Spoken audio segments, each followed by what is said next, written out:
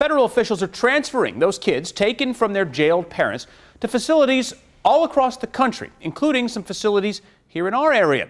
As Bruce Leshan explains, officials in Alexandria have their concerns over a facility in the city. These children are held not by the Department of Homeland Security, but by the Department of Health and Human Services.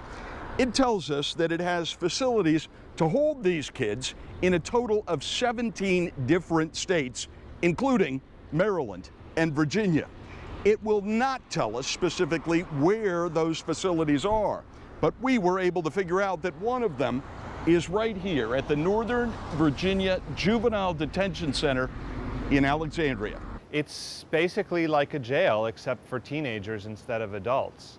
It's got concrete walls, stainless steel toilets attached to those walls, and locks on the doors. Simon Sandoval Moschenberg of Northern Virginia's Legal Aid Justice Center has been in the detention center, and he's represented children who are held there.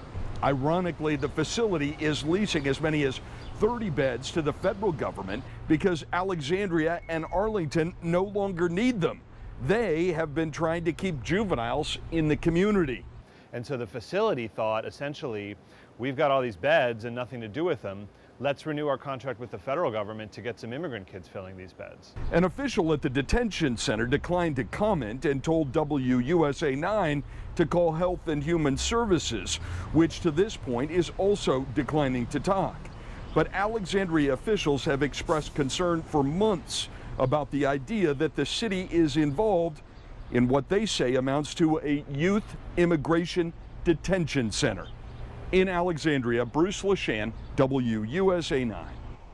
Now, Alexandria Mayor Allison Silberberg tells us she and other council members have expressed strong concerns to the board that runs the Juvenile Detention Center about its contract with the federal government.